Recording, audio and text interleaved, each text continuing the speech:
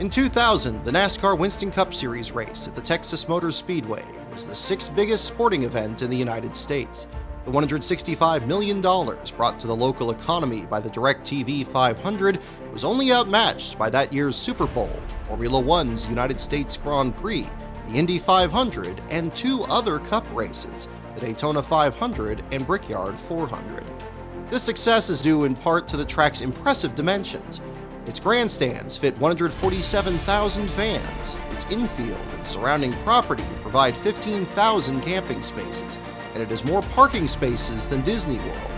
This capacity allows the track to draw more fans than either the Masters or the U.S. Open. Some enter through the northeast corner, where a new interchange off Interstate 35 West has been dubbed Dale Earnhardt Way. Entering Turn 1 is the Speedway Club, where professional boxing matches are held, and a new Sam Bass Gallery opens on the 8th floor. The track also has not one, but two scoring pylons. According to a feature by the Fort Worth Star-Telegram, Texas Motor Speedway serves enough hot dogs in 1 year to go around the 1.5-mile track 6 times, enough hamburgers that if they were all stacked on top of each other, they would dwarf a 74-story building.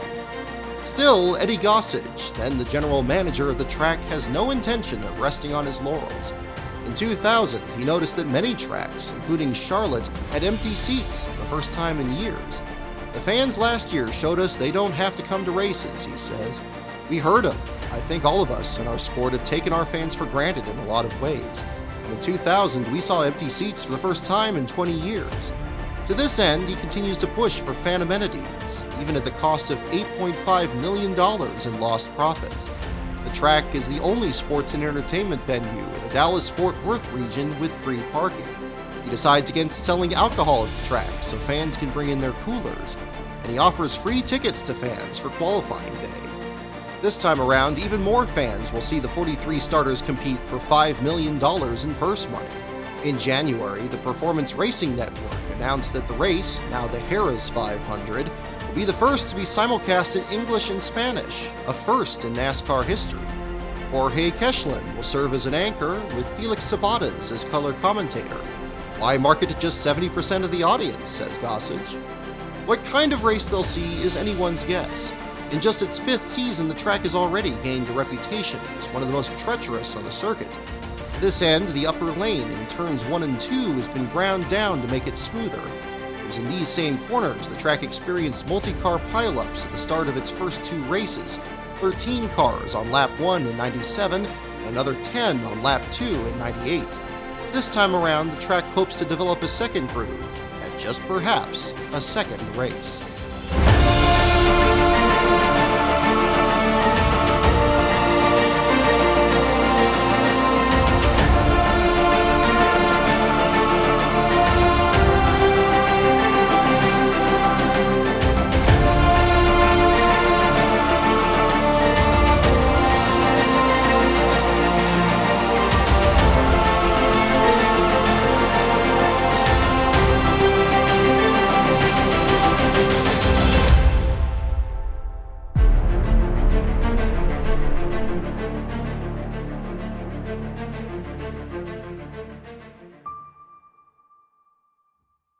Following his big win at Bristol, Elliott Sadler is among the 15 drivers who test at Martinsville, home track for the Wood brothers.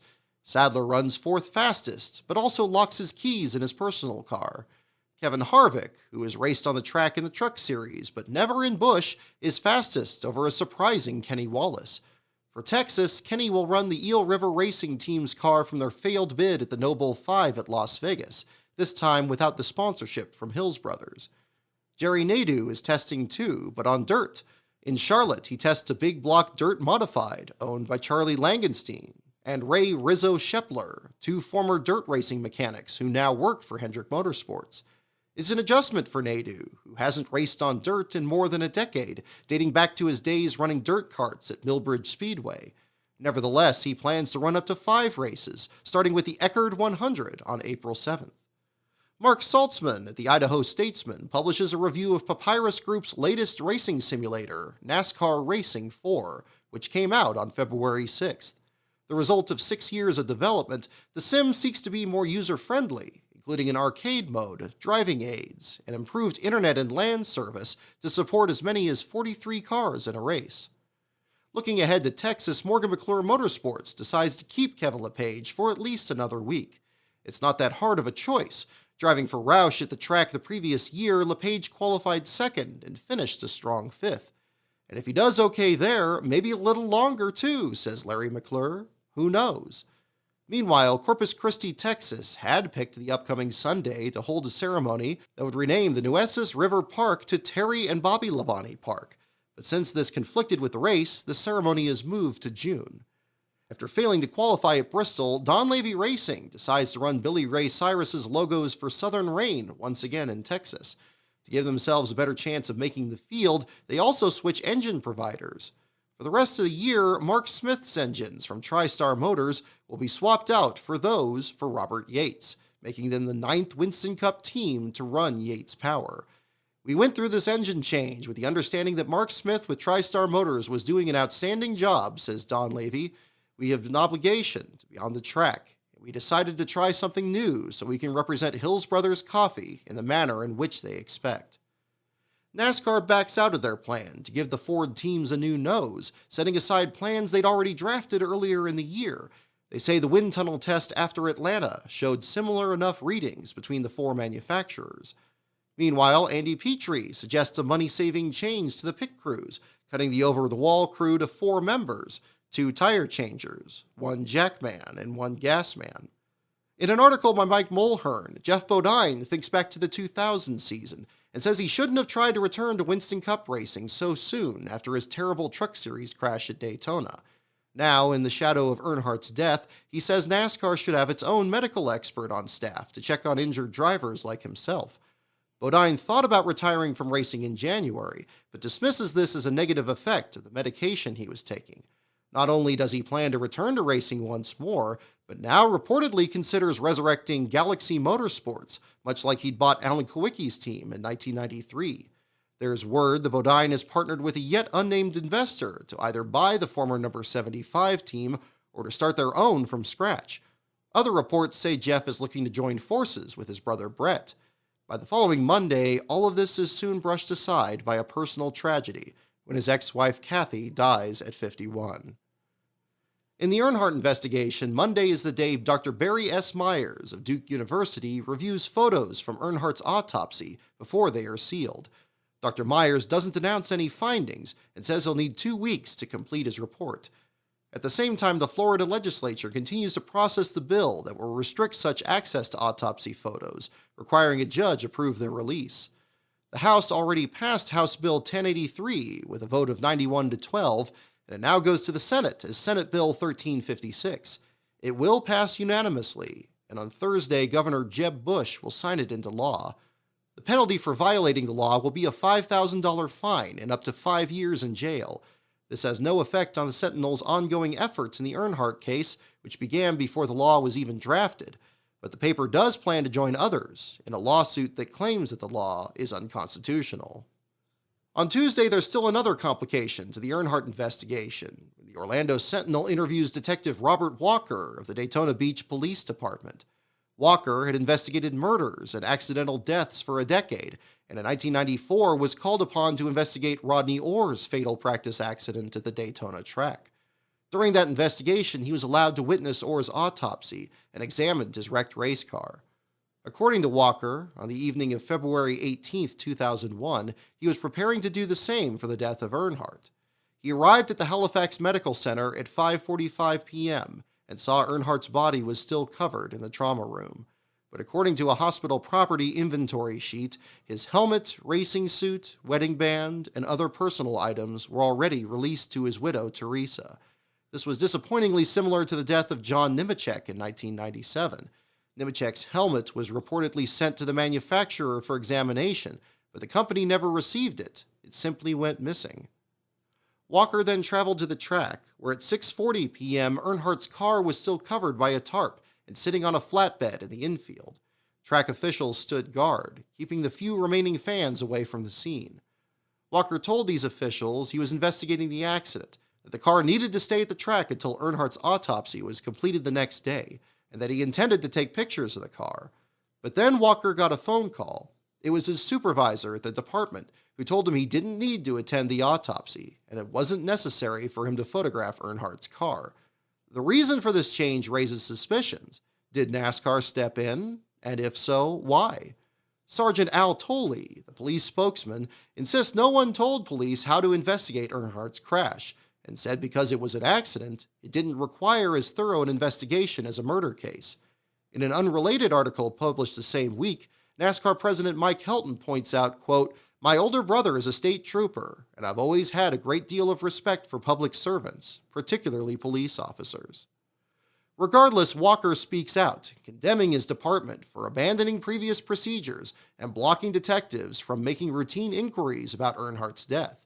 There's just one problem. There are no standard operating procedures for investigating a death at a racetrack, at least not in Florida.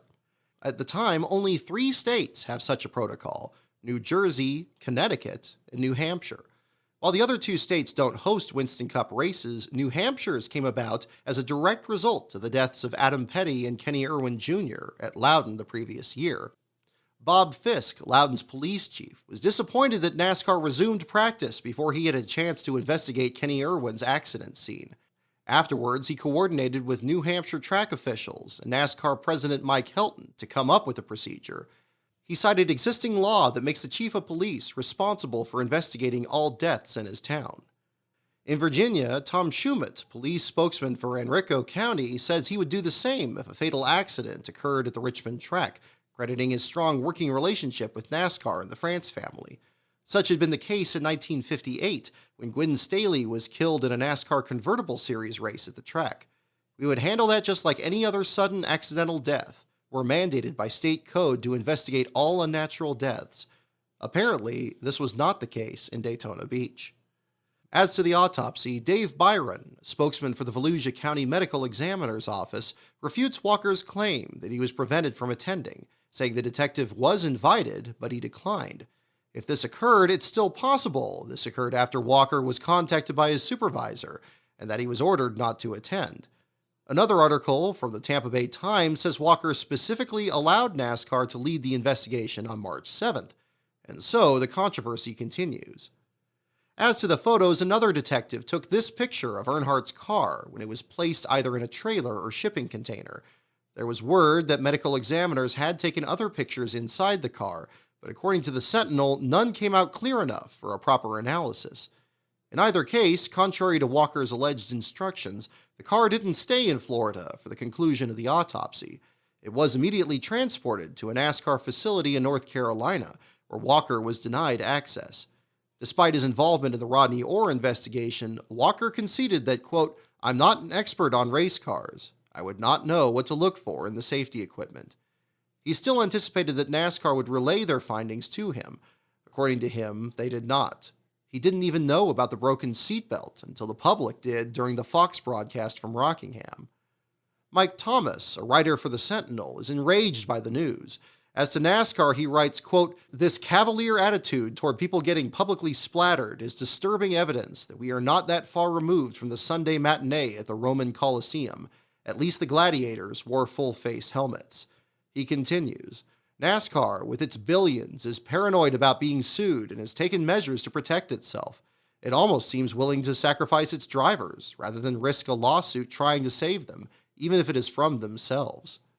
This news breaks just one day after NASCAR's vice president in charge of NASCAR's weekly racing series, Tom Deery, resigns his position, citing a disagreement between himself and management. It also coincides with word that NASCAR is looking to improve their public relations effort, reaching out to Marshall Consultants in New York City about hiring new talent. On Wednesday, Kenny Wallace literally laughs off a rumor by USA Today that Eel River Racing co-owner Barry Dodson is seeking $15 million to start a new Winston Cup team, along with Rodney Rogers, NBA forward for the Phoenix Suns. Wallace admits it would be great to have Rogers involved, but says the team's focus remains on finding sponsorship. In similar stick and ball news, Dale Earnhardt Jr. attends an NHL hockey game in Minneapolis and leads the crowd in the Let's Play Hockey cheer before opening face-off. He wears his customized jersey to the track for qualifying day. At Roush Racing, Kurt Busch's crew Matt Chambers has moved to another role at the team, believed to be with Nathan Hosline on the Truck Series. This opens the door for a new crew chief, Ben Leslie. Leslie was teammate Matt Kenseth's car chief the previous year and hopes to help the number 97 team rebound from a difficult start. By Sunday, the team will finally confirm that the Newell Rubbermaid Company will sponsor Busch starting the next week in Martinsville, and will also back Chuck Hosfeld's number 50 entry in the Truck Series. In the meantime, Busch will still run the white JR's Garage scheme he's used since Rockingham. After disputing Bill France Jr.'s claim that he never promised the Texas track a second date, Bruton Smith continues to stand his ground. I think the time now has come that NASCAR should award us a Winston Cup event here, which they've never done, he says. We bought the one date we have. They've never awarded one to this speedway, and I think the time has come. Texas native David Starr, then a NASCAR rookie, says it's only a matter of time. It would feed the fever, he says. I think NASCAR will give them a second race. They have to. This is the second biggest Winston Cup event, attendance-wise. The same article by Len Hayward shows that Texas may soon have competition from even newer tracks. On top of Chicagoland and Kansas, added for the 2001 calendar, quote, there are plans for tracks in the Denver and New York City metropolitan areas, and even rumors of racetracks in Seattle, Houston, and New Orleans. Smith doesn't comment on a rumor that he's trying to secure Texas a second date by buying the Darlington Raceway from NASCAR. The rumor's reasoning is that Texas sells out its 220,000 seats yearly, while Darlington struggles to fill its 60,000, and also pulls better TV ratings. An article for the Winston-Salem Journal writes, quote, there has been speculation since Texas opened in 1997 that a new Southern 500 at Texas Motor Speedway that Labor Day weekend could be one of the sport's blockbuster events, if it could be pulled off. The News-Herald goes a step further, saying the plan is to take both Darlington dates, giving one each to Texas and Las Vegas. The Fort Worth Star-Telegram expects both Darlington and Rockingham to lose dates, along with more of the short tracks, and expects the finale to be moved from Atlanta to a warmer climate. Kathy Mock, the public relations director at Darlington, speaks out, saying the rumors are false and that the track isn't for sale. In fact, they've added a new Truck Series date that's coming up in May. It isn't completely surprising that he did it, she says of Smith's intentions. It's surprising what he chose to do because it's so completely ridiculous. We're just laughing over here, wondering what will he think of next. Writing for the Charlotte Observer, longtime journalist David Poole writes that, quote, there is no legitimate reason beyond NASCAR's abject stubbornness that Texas Motor Speedway doesn't have two Winston Cup dates. Still, in his latest opinion piece, Poole leaves a second Texas date out of his proposed series of schedule changes. He instead starts by moving the Winston All-Star race to the 4th of July, making the second Daytona race the season finale. The second Atlanta race would then move up a week, squeezing out Homestead to take place of the spring Atlanta race in March. The first Atlanta race would then move 2 months to May, the old All-Star weekend, to follow Richmond. The first domino may soon fall. At the time, Atlanta track president Ed Clark is in negotiations with NASCAR about moving his fall date up to October, the region's driest month of the year. But he also worries the fall Talladega race could cut into ticket sales. We've talked with NASCAR to see what we could do for some schedule changes, he says. We sat here last fall watching both days get rained out. That wasn't good. Wednesday nights are when brothers Elliott and Hermie Sadler host an online chat room with their fans. Just 3 days after Elliott's breakthrough win, it's a much busier chat. I think fans want to know the real you, says Elliott. We talk about everything. They know we like wrestling, about all of our appearances and what kind of food we like. It's fun, and it's a way to get close to the fans.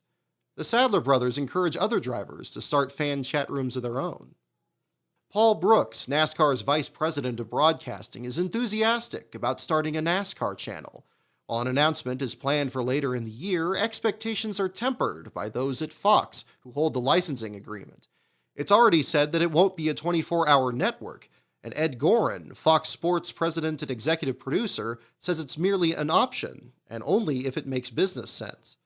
Already looking ahead to the contract renewal in 2006, Brooks says, quote, if we can maintain those values of the sport, keep our focus on the fans, keep our focus on the great product we see in a race each week, then we're in a great position to go into the future and take advantage of the technology. Gorin focuses on the bottom line.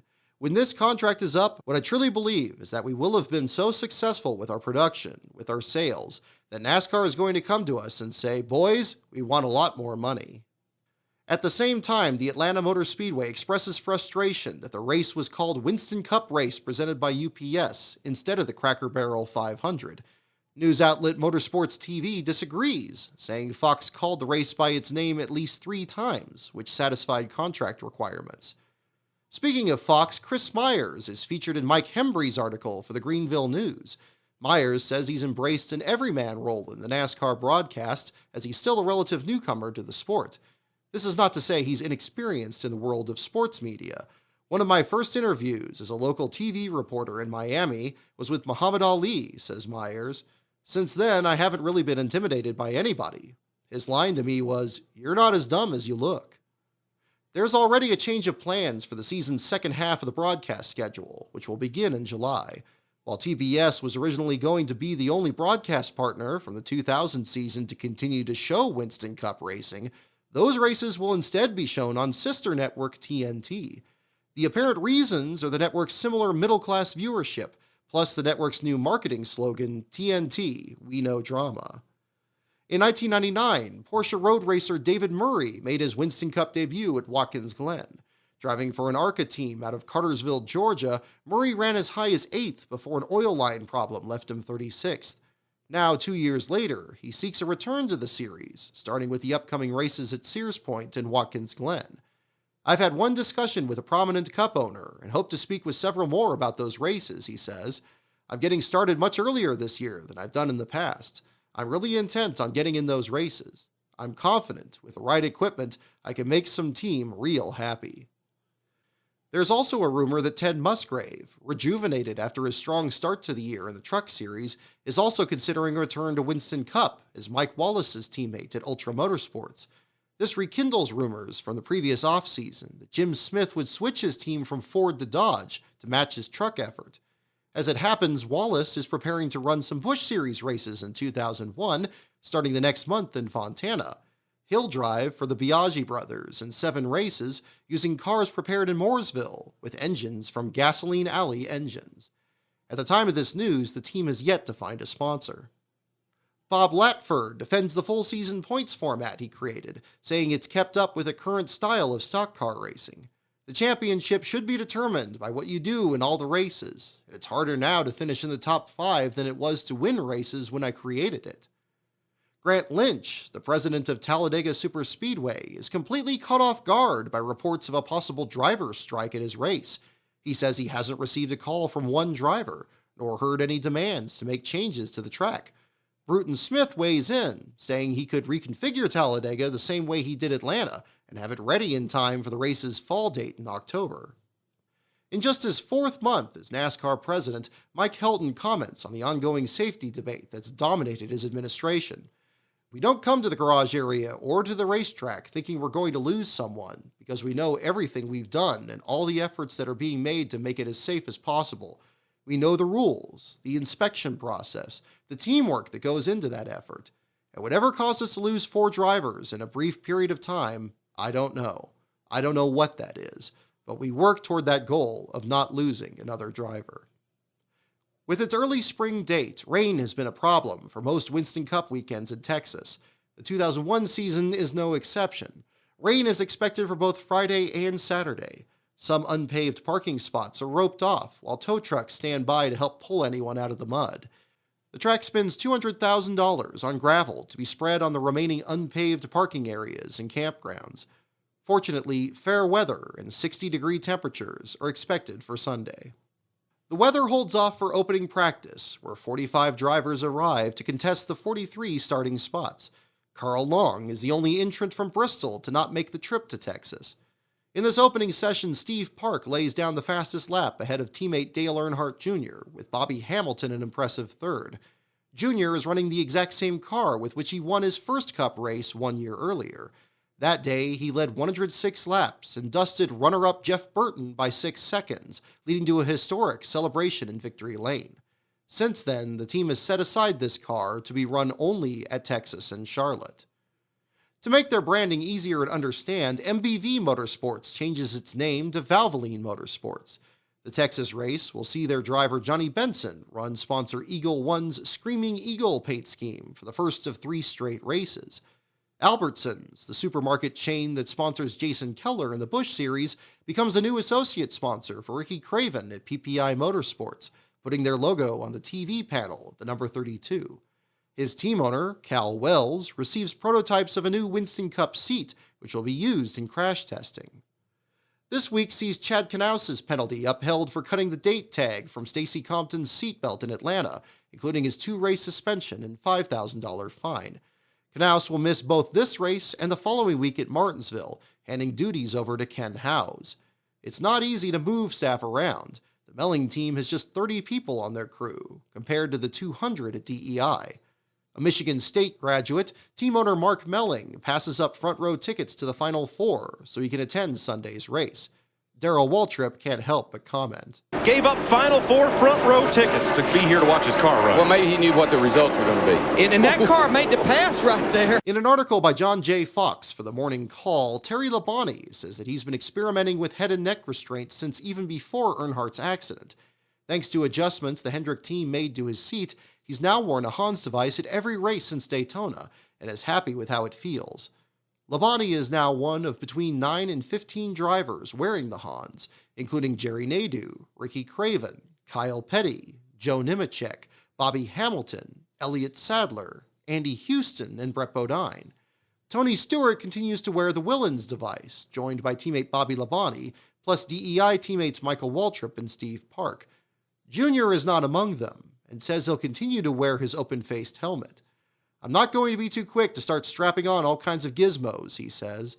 "I've been running for several years, and I've been using the equipment that I feel is necessary. I think it should be driver preference. Nothing should be mandatory aside from what we have until they really come up with a surefire invention that isn't commercialized." Welcome to Texas Motor Speedway, this beautiful new speed plant, one of NASCAR's fastest and newest tracks on the northern edge of Fort Worth, where today, Bud Pole qualifying will set the field for Sunday's Winston Cup race that you will see on Fox. A massive crowd of 70,000 fans is on hand for Bud Pole qualifying. First on track is Dave Blaney, and the next car of Buckshot Jones bests his time. 1 year after Adam Petty made his only Winston Cup start at the Texas track, Jones runs a special 4 generations of Petty paint scheme on the number 44. Bill Elliott comes out fourth, but cuts down a tire, ruining his lap. Next comes Dale Jarrett, running the car that nearly won Atlanta, then did at Darlington. This will be our benchmark, I think, to where the racetrack's at. Dale had run a 28.42 in practice. This is the car that was new at Atlanta, won Darlington with. Get a good horse, you like it, you stay with it. And she goes fast, too. He ain't even got the whip out yet, and she's running a 45. So Jarrett fastest so far of the 5 drivers who've taken to the track. Now, that car has black tape around the nose, around the valence down there, and it's kind of hard to see the attitude of it. If I was Todd Parrott, I'd put me a little red down there so I could look at that baby. And what we need to make people understand is NASCAR has a height that has to be off the ground 3.5 inches. And we try to do that, especially on the left side. But as you mentioned a while ago, sometimes that right side has to be up around 4 inches for clearance. And he goes a 28.35, picks it up on that second lap. Picked up a 10th. He got all the fluids hot. He got a little air pressure built up in the tires. I've been surprised at these tracks where we run 2 laps that the second lap hadn't been quicker more often. Then after him comes Dale Earnhardt Jr. Here's last year's winner. Qualified 4th and won his first Winston Cup race here at Texas, Dale Earnhardt Jr. Second quick in practice, and you can see the nose of that thing is sucked right down on the earth, and that's going to make the car go fast. Second fastest on his first lap, almost identical to Jarrett's first lap, 28.463. Right on that white line, hooking it all the way through there, wide open in the throttle, 800 horsepower. Coming up out of that corner. He run 28.30 in practice, so we'll see if he can pick it up. I don't know if he's going to pick it up a 10.5. We'll see as he goes through turn 3 and 4, back on that throttle, wide open. If he gets a 10th like Dale did, he missed the pole by 100th of a second. Big response from the crowd. Checkered flag. He did it. 20.320. Good man. The 28.320. First driver, he's over 190 miles an hour. I think the crowd pretty much told the story right there. They kind of pulled him along, didn't they? And I'll tell you, I'm pulling for this kid. He needs a good weekend. He needs a good run. He needs to win a race. That's what he needs. Bobby Hamilton backs up his quick pace in practice, ranking 3rd of the first 7 cars to take time. Rusty Wallace is without crew chief Robin Pemberton, who due to persistent fatigue has stayed home to undergo some tests. Pemberton's tests come back okay, so his doctor tells him to take a break. He's hardly taken one since becoming Rusty's crew chief in December 1994. This week, Brandon Thomas takes over. It has an effect. Rusty's crew changes a left front spring, which makes the car terribly loose. After bouncing off the wall, Rusty ranks 9th of the first 10 drivers, only outpacing Rick Mast. Later in the broadcast, when Rusty's team changes engines, Dr. Dick Berggren will be called upon to help reattach the shifter. A few drivers then improve on their second laps. Kurt Busch takes 4th, just before Robert Presley takes 5th, and Hut Strickland's new Robert Yates engine puts him 7th after 15 cars. Todd Bodine debuts sponsor Kmart's Blue Light Special Paint scheme, a scheme which Darrell Waltrip wanted to run during his retirement tour. In a brand new car that was never once tested on the track but showed good downforce numbers in the wind tunnel, Todd ranks 4th. Michael Waltrip takes that spot from him as the next car out. At the time, Texas is one of the only tracks where Jeff Gordon has consistently struggled. In the first 4 runnings, he's finished no better than 25th and was last in 99. The bad luck continues in qualifying. Heading into turn 3, his car starts spraying a mixture of water and oil. Unsure why his water temperature is spiked to 240 degrees, he decides to follow through with his second lap. I don't think it's anything to worry about. Gordon with his foot still in it, but slides up the racetrack. He's way up the hill that time. He's going to just back her off and dial her on home. Gordon saves his car, giving NASCAR the chance to clean the track. But by then, John Andretti is coming up to speed. I got to believe it on Gordon's car. I got to believe that he dumped an excessive amount of water out of that car going into third turn, and there goes John Andretti through it. And Andretti hangs on to it. And I'm not so sure that may have not, if that was water or not, now that we see what John did. I think that they need to check the track and then look at Gordon's car and see what he lost, because he lost an excessive amount of fluid over there. Andretti, too, avoids certain disaster, and the track spends more than 10 minutes cleaning the surface. As Andretti's crew cools the radiator, Fox airs a segment on the nearby town of Justin, Texas. The town of Justin is really a neat little town. It's mostly an agricultural-based economy. The people around here are farmers and ranchers, and the town supports the efforts of most of those people. Fat Boy, Larry McReynolds' driver, lets Matt Yoakum into his RV. Okay, here's the kitchen, and over here's the living room, and up there is where I do the driving at. This is Larry's coach. And the booth has some fun with an off-duty Jeff Hammond. What are you doing today? I am out doing research. I'm out doing some research. Talking to race fans, doing research. Race fans. Well, yeah, we got to understand what the fans like. You got to understand. Darrell can relate to that because he's always coming in on Tuesday morning. He's talking about, hey, I talked to some guys in my local deal, and they were talking about what they liked and what they didn't like. I've been trying to find out what the people in Texas really like. Andretti gets a second chance to qualify, but it doesn't pay off. You drive harder than you've driven any time you've been out on the racetrack, and John's in trouble again. He's way high. Whoa, he hits the wall off turn 2. He's way up high, and that's probably a product of the tires having basically a lap on them. The crew will have to repair the right rear before Sunday's race. Right after Andretti's lap, Joe Nemechek ranks 13th of 21 cars, his number 33 twice rebuilt from accidents during the 2000 season. The first of these was when Steve Park spun Nemechek in the Winston. The other was the Atlanta finale, when Jeff Bodine ran it as the number 35, then wrecked out on the backstretch. Jason Leffler rebounds from his DNQ in Bristol to rank 15th of 26 drivers, but the replay shows how loose his car is running through turns 3 and 4. Mike Wallace puts up a solid time, ranking 12th of 25 drivers thanks to his second lap. With its Hendrick engine and Hopkins chassis, Ken Schrader's Pontiac hugs the apron in the corners and jumps to 6th out of 28. Casey Atwood's driving the car that failed to qualify in Atlanta, a car that was then fine-tuned in a test at Kentucky. It makes a difference, and he ranks 7th out of 33. Jeremy Mayfield's car from Darlington is also fast, taking 9th of 34. Sterling Marlin runs his old reliable from Las Vegas, Atlanta, and Darlington, but only ranks 30th. Terry Labonte is back there with him, already putting his streak of 4 consecutive top 10 finishes at the track in jeopardy.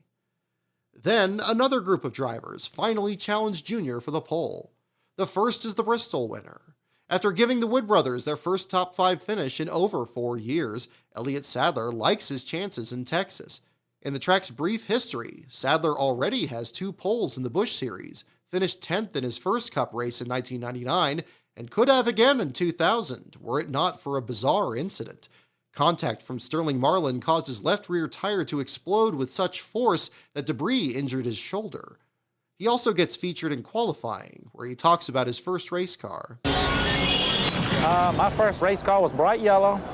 It was number 16, and my very first race was a place called Orange County Speedway in Durham, North Carolina, and qualified 10th, and was running good, and I got put into the wall, and it hurt pretty bad. So from then on, I make sure my seatbelt's pretty tight. Sadler is right to be excited. When he goes out as the 37th qualifier, he puts up the 8th fastest time. 2 cars after him comes Bobby Labonte, in the car with which he won the 2000 Brickyard 400. He come around that first turn, he drove it down in there. He wasn't out of it very long. 4th fastest, Yes, 28.415. Partisan crowd gives him a big cheer. This Texas crowd is liking that. He sailed, I just listened to it, he sailed that thing down in the first turn, and he didn't hardly burp it, and he was back wide open. Looked like he was on a good fast run. 3rd in 3 previous Cup races at Texas, but without a top 5 since his runner-up in Rockingham, Bobby has again found speed after running just 28th in practice. In the closing stages, Andy Houston jumps to 10th, then Ricky Rudd to 5th. But after all 45 drivers take time, both Texas pylons have the number 8 in the first position. Running not only the same car, but even the same setup from his win a year earlier, Junior earns the 3rd pole of his Winston Cup career, beating Bobby Labonte by 32 thousandths of a second. That was about the same thing we ran last year. We just tweaked it a little bit. It's a big thing for us to get the pole here. We were waiting on this race to get here this year and come here and get a good run. It really boosts the team and surprised me. I didn't think going out that early we'd get the pole, but we pulled it off. It's a banner day for all of DEI, as Steve Park qualifies 5th and Michael Waltrip in 7th. Waltrip hopes for fast pit stops on Sunday. The latest of the team's personnel changes has been the firing of jackman Britt Goodrich, who has struggled the last few races. Casey Atwood is a top rookie in 10th, joined by Andy Houston in 12th, Kurt Busch in 16th, and Ron Hornaday Jr. in 20th. Hut Strickland makes the race for the first time since Darlington, his 21st place position the best for the Donlavey team so far in 2001. Jason Leffler also makes the cut in 29th, back from his own DNQ in Bristol.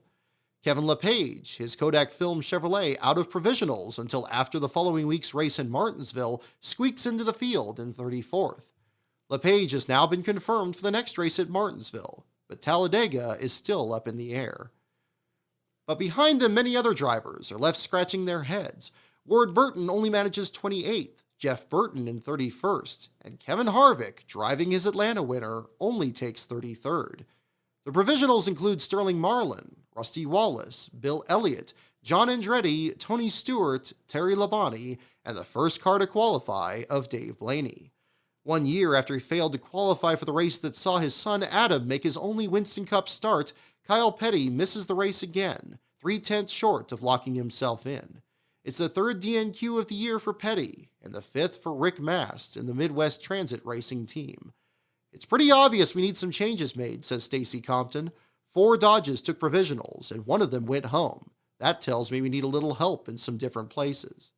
On this night, Robbie Allison, son of the late Davey Allison, makes his racing debut in a Junior Racing League event using a new car developed by Pro Chassis.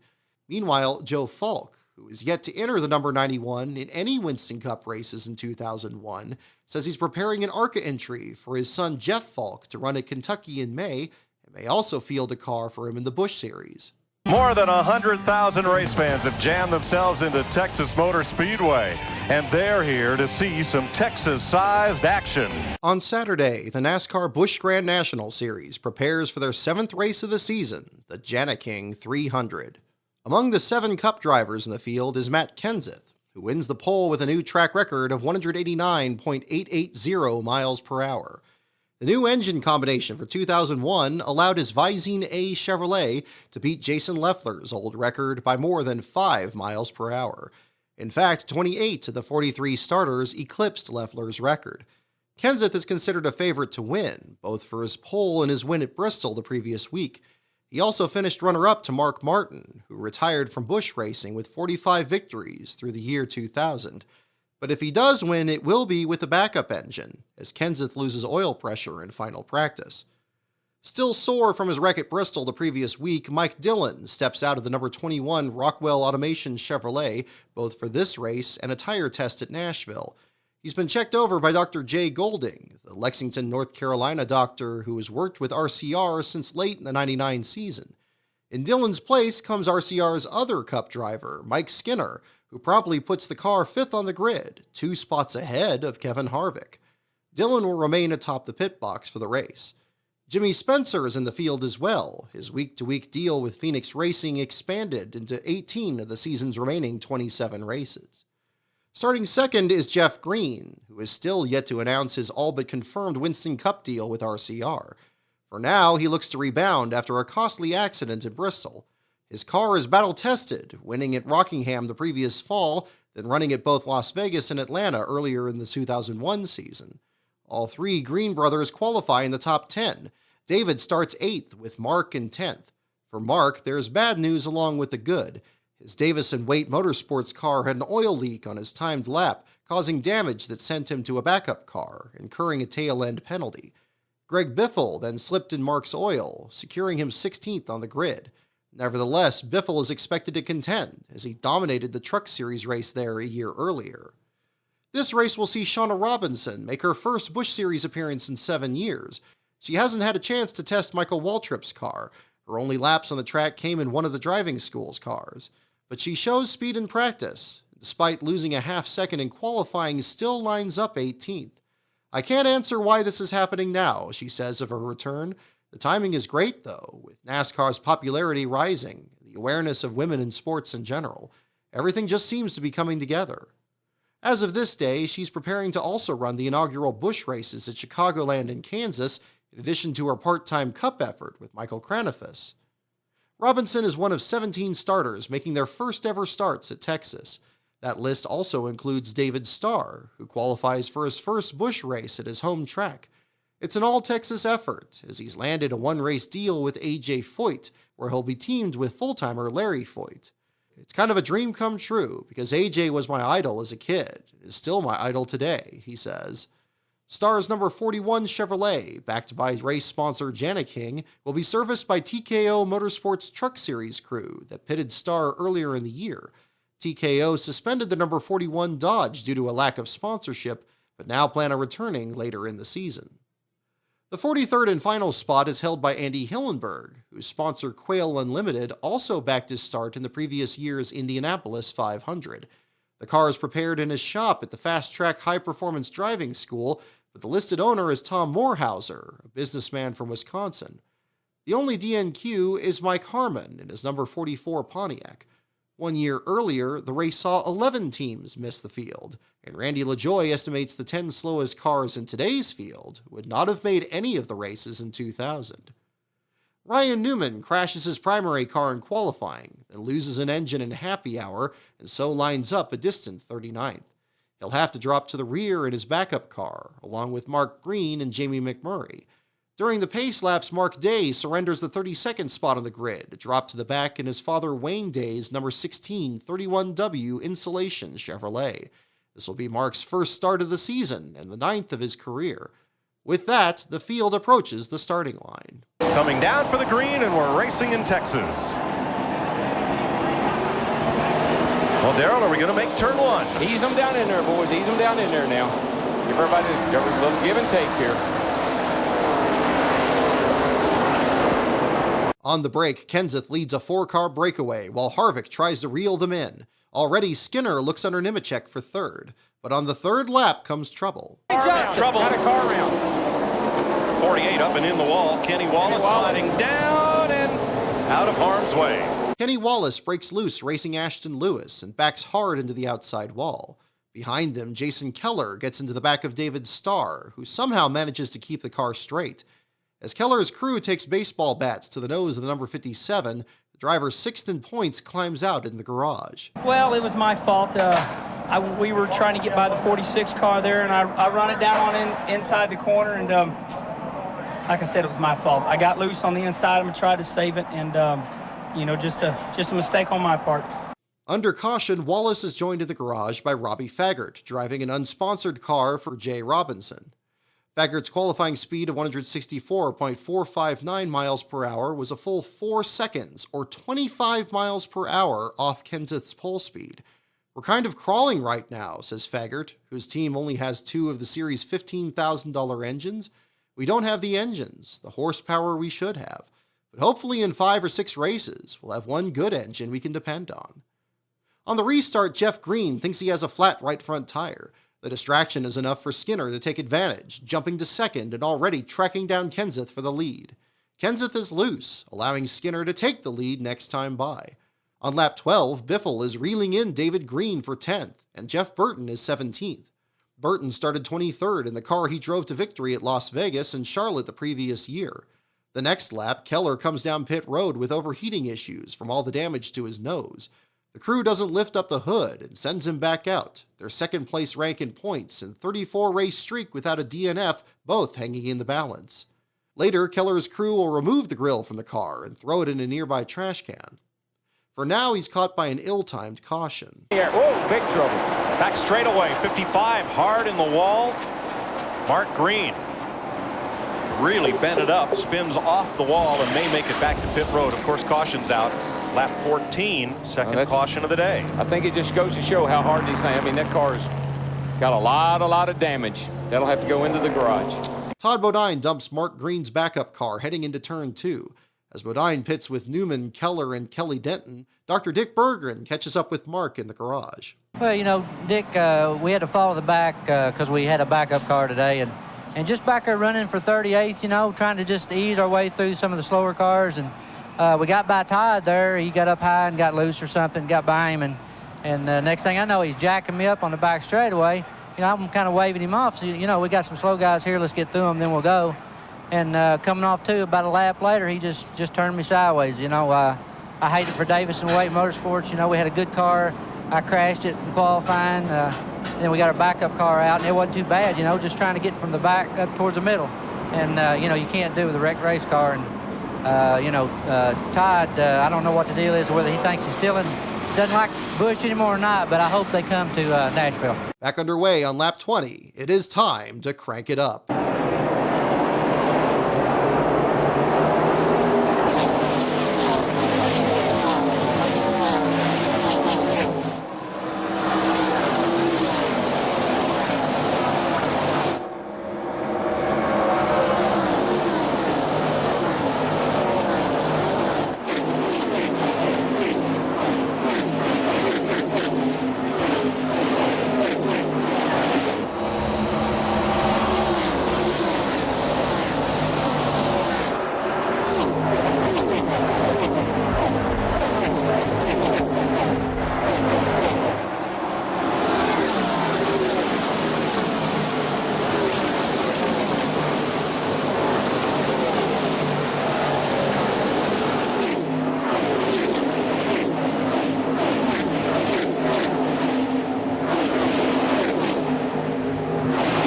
Jason Keller can't keep up in his damaged car, allowing Skinner, Kenseth, and Jeff Green to move into the top 3 spots.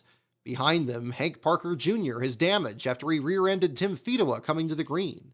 Both continue to race, even as Parker can barely see where he's going. Further back, NASCAR reports Bobby Gerhart is leaking fluid, and the number 65 drops out soon after, finishing 40th. By lap 28, Skinner and Kenseth have left the field behind. By lap 30, Biffle is overheating, but now up to 7th, clearing Bobby Hamilton Jr. Jeff Burton takes 13th from Mike McLaughlin. Parker pits to get his hood pushed back down, followed shortly by Fedewa for repairs to his rear bumper. On lap 37, Skinner catches the lapped Fedewa, and Kenseth catches Skinner. 6 laps later, Nemechek's Atlanta-winning car is fighting a tight condition, but still contesting 3rd with Jeff Green. Only 45 laps are complete when the 3rd caution falls. Trouble, turn 4, 2 cars in the wall. Shawn Robinson's one of them, and caution will come out here. This happened right in front of the leader, Mike Skinner. think that's Shane Hall up against the wall in turn 4, and it is. Shauna Robinson's race is over. Trying to follow Todd Bodine through turn 3, she locks bumpers with Shane Hall, and the pair slam hard into the outside wall. Well, we were a little loose, and I just kept trying to run it the best I could. And when Todd got around me, I knew that I was better than the 63 car, but I couldn't get around him. And when Todd went under him, I was going right with him, and he may not have known I was there, and just came down to save his spot, and I was there, so we made a little bit of contact. A lot of people under the hood right now. Now it looks purely cosmetic, but can you get back out there? I think we will, definitely, if we can. I mean, the Aaron's car was good. It was real greasy, and the last thing I thought I would be today was loose, and it was loose. Every time I tried to stay on the bottom, it wouldn't push up, it just the back end wanted to come around. So a little greasy, but I think we could have definitely made a change and been better and better. It's disappointing because, you know, this is a 3-race deal with Michael Waltrip, which I'm excited about, and he's completely supportive of, so it's not real worried. I know there's another race, so you just, you know, disappointing, but you only let it bother as long as you allow to and go on to the next one. On pit road, Skinner gets a half-pound of air pressure out of the left rear.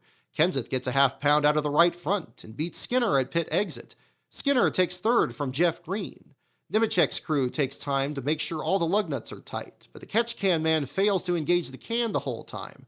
The resulting time penalty drops the number 87 back to 15th. Larry Foyt thinks he got his lap back, but NASCAR makes him stop on the track and give it back.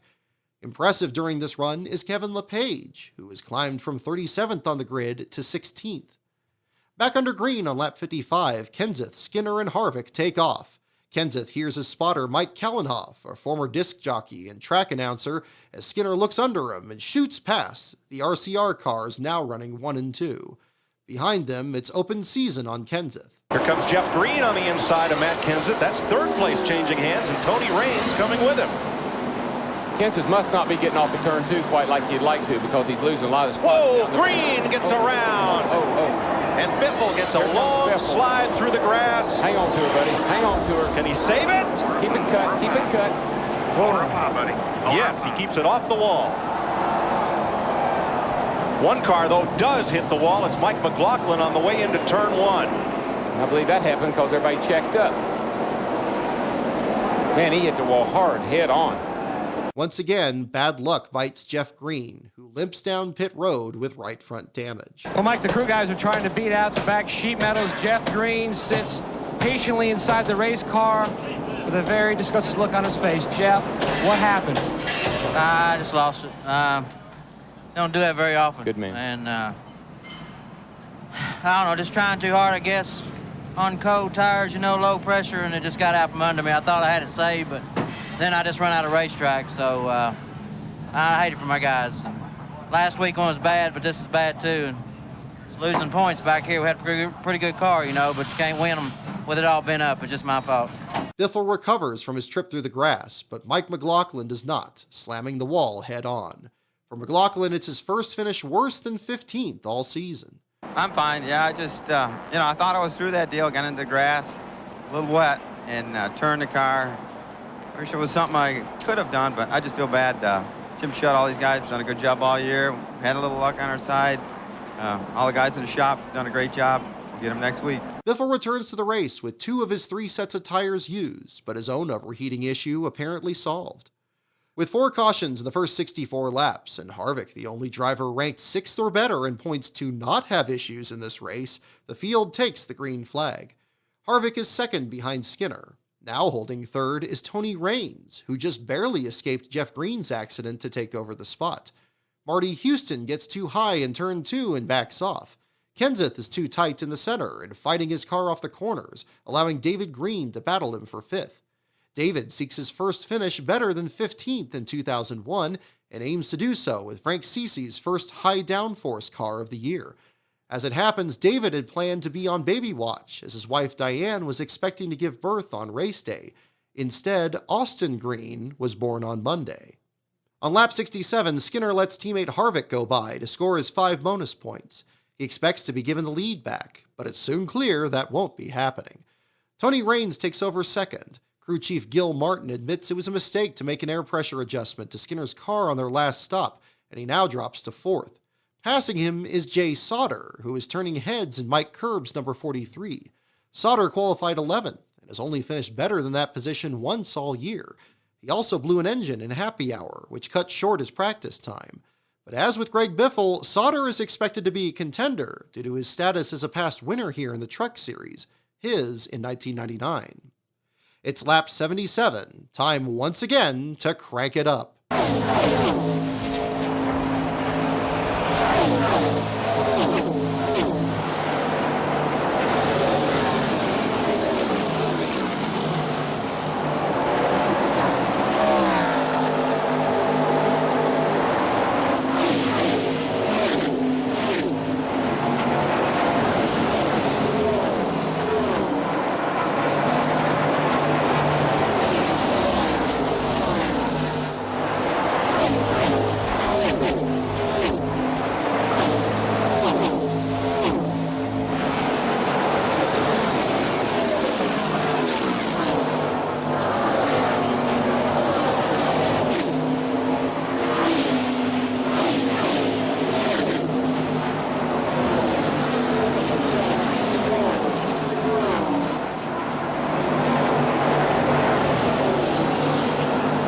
During this segment, Todd Bodine drops out with a blown engine, and Mark Day is out with a vibration. They will finish 35th and 36th.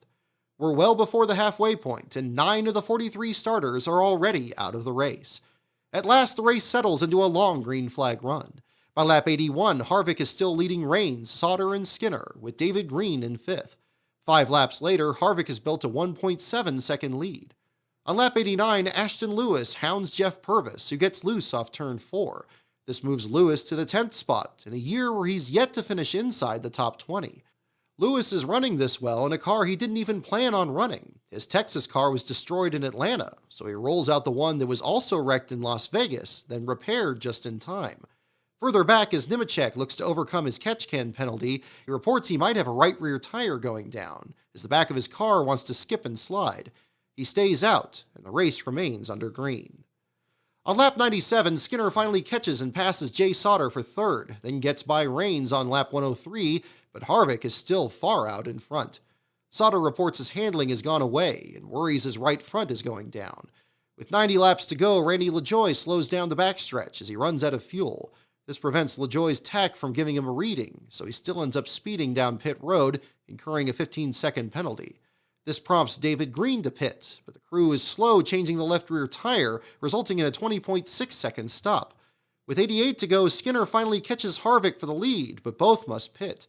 Nemechek pits with 86 to go, a 17.7-second stop with no penalties this time. Sauter pits for a chassis adjustment, but a slow left rear tire change makes it an 18.8. Tim Sauter is in with the hood up. With 84 to go, Ashton Lewis gets an 18.3. Kenseth gets a half pound in all 4 tires and 1.5 rounds of bite out, a slow stop at a 19.8.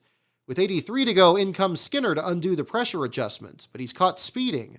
Harvick's in the next lap, and it's a solid one at a 17.2, but it's not as fast as the Tony Raines crew, who time in at just 15.7 seconds, even after saving a tire from rolling away. Jeff Burton leads before his stop, then with 72 to go, it's Kevin LePage leading the backup car of Jamie McMurray, with Harvick up to 3rd. Both leaders pit, and with 68 to go, the AC Delco Chevrolet is back up front, but for how long?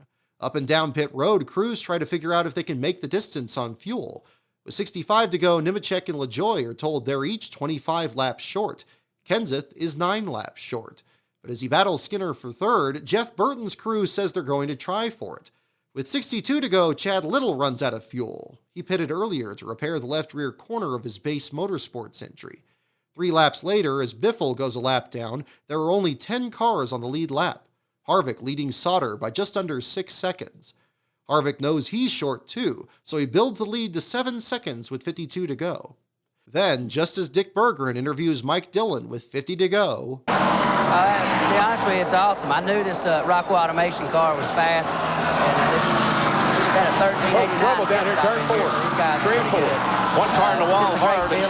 See the car run good, and it's good for RCR and everybody. We got a wreck on the racetrack. 22 car in the wall. Thank you, Mike. Andy Hillenberg at turn 3, and this will change all that strategy Yeah, this piece of paper, I've got 97 numbers wrote on. I tear it out and I throw it away because all the strategy is over with. You know what they say, about 90% of what you worry about never happens. Jimmy Johnson makes contact with Andy Hillenberg, sending Andy hard into the outside wall. The money stops are upon us.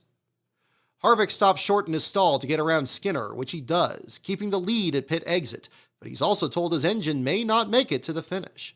Behind him, Skinner and Kenseth contest the second spot. Jeff Burton gets an air pressure adjustment to address a tight condition. Sauter gets a wedge adjustment to address the push he's been feeling. Tony Liberati, Johnson's crew chief, makes the call to run 80 laps on the left side tires, which lifts him from 8th to the lead. Well, Larry, I'm hoping that you're going to for sure agree with me. I like when you agree with me, but our left side tires aren't showing no wear at all. Left sides look real good. We've been tight all day long. We need to free the car up. The clouds are coming out. I feel like the 2 tires are going to free it up and give us a little bit of track position. Maybe we can just run when the green comes out, I don't know, 35 or 40 laps to go. So what do you think, right or wrong? Oh, I don't disagree with you, especially, and you made a good point. If your car was tight, changing just 2 right side tires will free that car up. But you know what? You and I both know, I bet shortly after we get this green flag.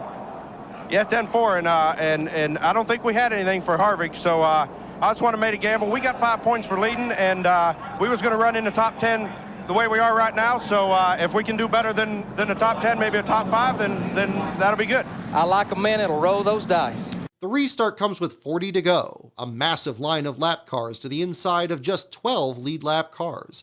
Heading into turn 1, Johnson can't clear Jimmy Spencer's lap machine, so Harvick tags onto Spencer's bumper and sprints past into the lead. Behind them, Skinner slides up the hill and is trapped there. Soon, Johnson drops back, and Sauter works his way by. With 36 to go, it's a logjam off turn 4. I mean, it's just that close side by side. Oh, here we go. Trouble right here in the front straightaway. 21 car got into the 33 car, and he saved it. Believe it. Incredibly, Skinner keeps it straight and even passes Rains for position. A true pass in the grass. Rains makes it through with him, and with 33 to go, gets by, bringing Scott Wimmer with him. As dramatic as Skinner's save was, he's now damaged the left front valence, costing him speed. Up front, it's Harvick, with Jeff Burton a half-second back, Sauter in third, but Rains is no longer among the leaders. A bumper bar came loose during the incident with Skinner, forcing an unscheduled stop that will drop him to 20th at the finish. With 22 to go, the race for 10th develops between LePage and Lewis, now the final 2 cars on the lead lap. Jeff Green is returned to the race following his crash, but will only climb to 32nd before ignition trouble.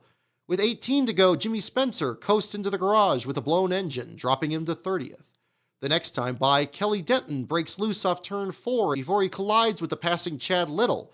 The hit is enough to rip the right rear off Little's damaged car and draws the 6th caution of the race.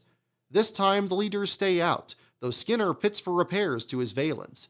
He's joined by Nemechek, Lewis, and LePage, the final few cars on the lead lap. Just before the 1 to go signal, Keller also pits for fresh tires and some last-minute repairs to the nose. There are now just 9 laps to go. Green flag. Harvick got a good little jump there, pulled out just a tad. That's Nemechek on the outside, passing Lewis. Harvick accelerated up to speed a lot better than Burton did. And actually it really opened up a huge gap off of turn 2. Harvick gets a good jump on Burton as Nemechek, Green, and Skinner all work their way through traffic. With 6 to go, the gain car starts gaining on Harvick. Burton looks to the outside off turn 2, but Harvick is too strong. With 5 to go, Biffle, back on the lead lap, takes 7th from a plummeting Jimmy Johnson. With 3 to go, Nemechek takes 3rd from Kenseth, but both are too far back of the leaders. Unless Burton's got an afterburner laid up in there somewhere, I believe Harvick's going to be able to hold him off. Well, they both take it hard into turn 3. Burton gains right around the bottom. Here they come.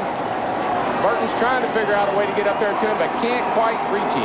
Kevin Harvick will go to victory lane with Jeff Burton 2nd, Jay Sauter 3rd, and Joe Nemechek 4th. Trouble right here on the front straightaway, 41.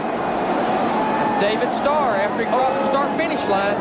He saved right. Wow. Yay, David! As David Starr saves his car for the 2nd time in this race, Kevin Harvick cruises to his first Busch Series win of the season. I tell you what, this AC Delco car was awesome all day long, and you know, Mike Skinner let us by there, and his car was equally good, and a few of them got by, and man, this place owed us one from last year. We had the dominant car, and to come back here and have a dominant car again is just awesome. It's a massive points day for Harvick, who after 7 races is now 115 points ahead of second-place Jason Keller.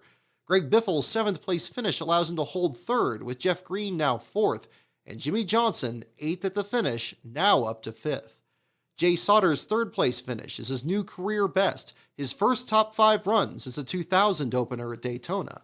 David Green comes home 6th, his best finish since his runner-up to brother Jeff at Pikes Peak the previous summer, and his first top 10 finish since Phoenix that fall. Jimmy Johnson's 8th-place finish on old tires is already his 4th top 10 finish of the young season. In 2001, he's only once finished worse than 14th. Kevin LePage climbs from 41st on the grid to finish 10th, his first run better than 21st all season. Ashton Lewis takes 11th, the first time he's finished better than 19th in 2001. And despite a series of misfortunes, Ryan Newman claws his way from 39th on the grid to come home 14th. For others, it's been a much worse day.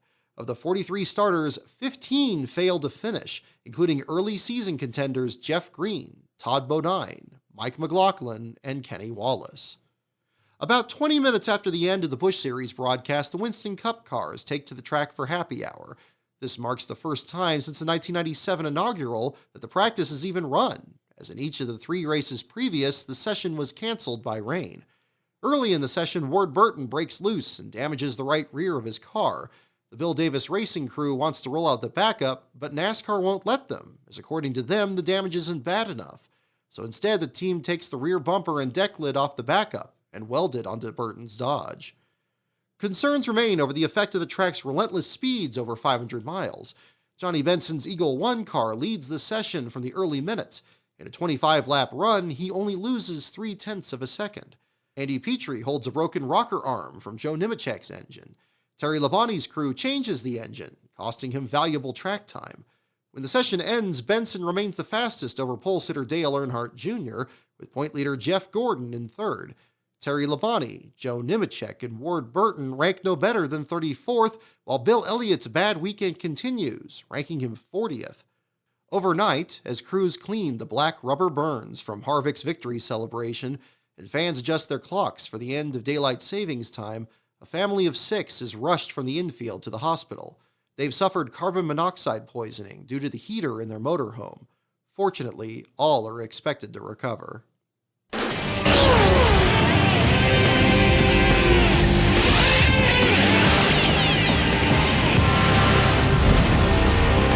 They say everything's bigger in Texas. Big country, big crowd, big field and big purse, and a big speedway. Oh yes, and big traffic too.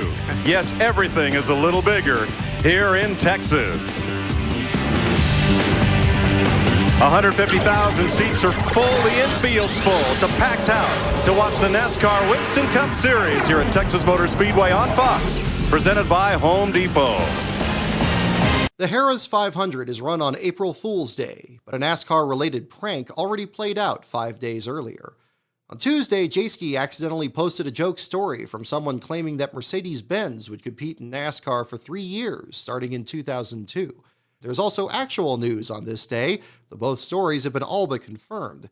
As Roush Racing announces Kurt Busch will receive the Newell Rubbermaid sponsorship the next week at Martinsville, Richard Childress Racing finally confirms that Jeff Green will run the number 30 America Online Chevrolet starting the next month in Fontana. For Green, this will begin a 7-race deal, including Dover, Chicagoland, Indianapolis, and the fall races at Bristol, Richmond, and Charlotte. Whether or not this will carry over to 2002 is still to be determined. At the track, Bruton Smith has invited Dallas Cowboys owner Jerry Jones to the track to discuss scheduling a second Texas date during the NFL season in the fall. Outside, a crowd of 211,000 fans stand ready for 500 miles of action.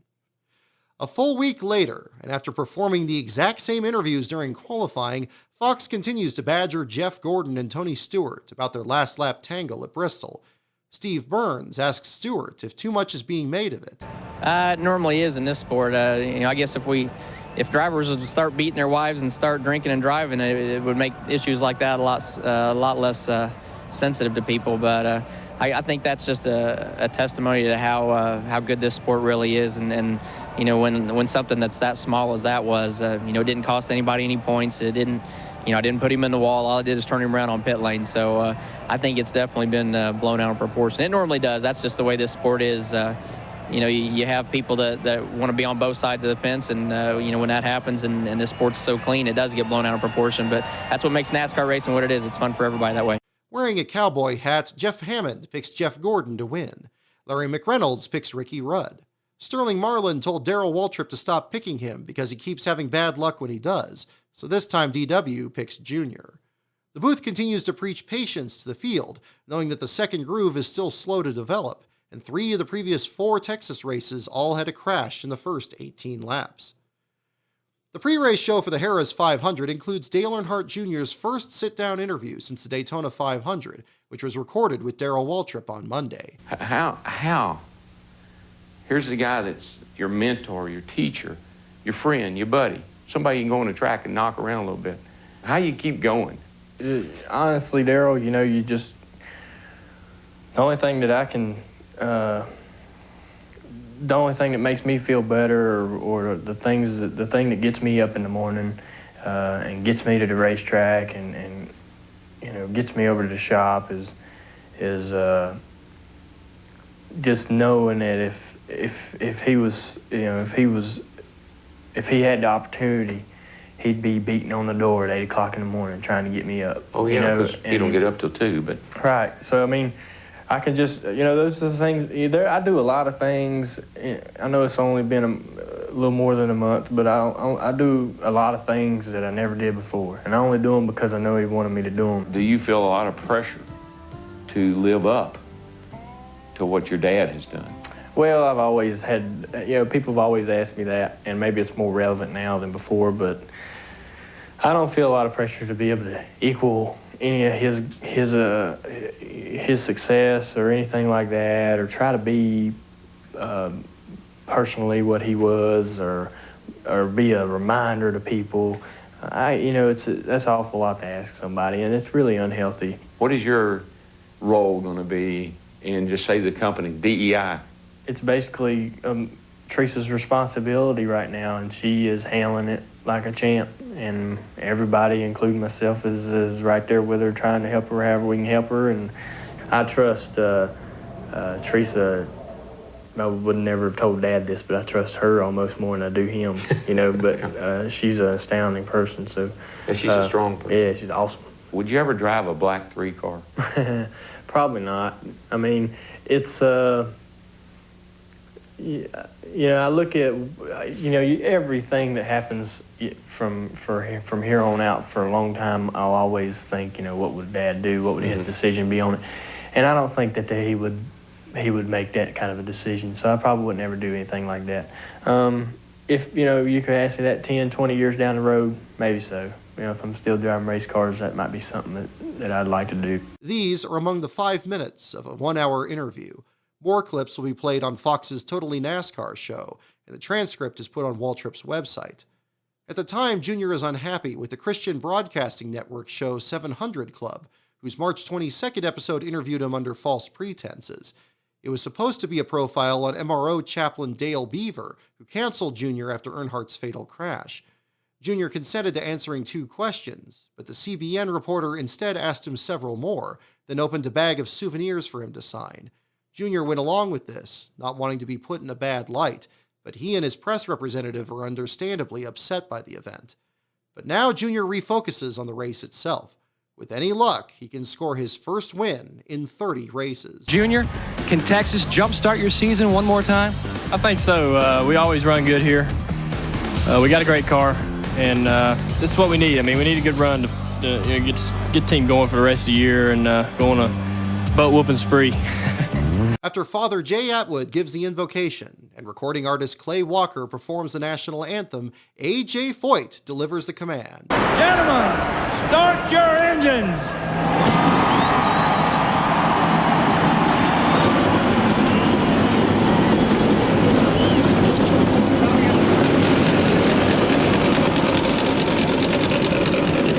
While showing the onboard cameras, Fox reveals a new one for Michael Waltrip, which looks up the steering column. The flagman for the race is Matt Abernathy, who at the time served that role in the Busch Series. On this day, he steps in for Chief starter Jimmy Howell, who was hospitalized for medical tests. It is Abernathy who will flag the rest of the Harrah's 500. And here we go. All right, DW, pull them belts tight. 500 miles of racing in the mid-180s to 190 miles per hour. And everybody's got to give each other a break here now getting down into turn one because it's pretty slippery up on that outside. You'll see most everybody worked out a little something before the race started to get down in front of the guy that they started beside.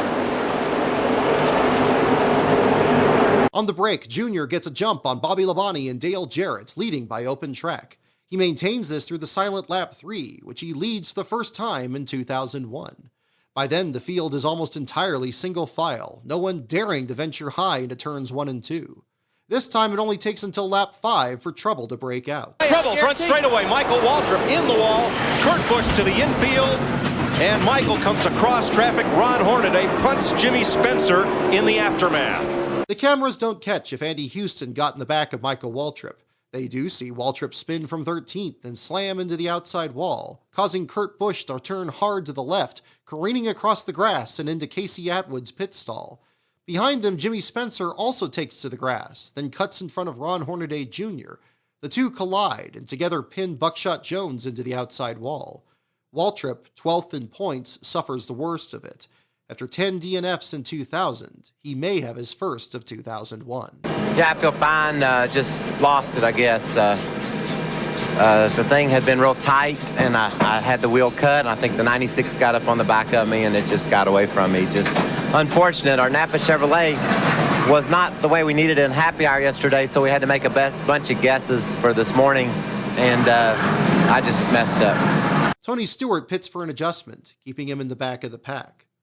Back under green on lap 11, Junior takes off again. Among those in the fight is Hut Strickland, who thanks to his new Robert Yates engine is looking strong on what happens to be team owner Junie Donlevy's 78th birthday.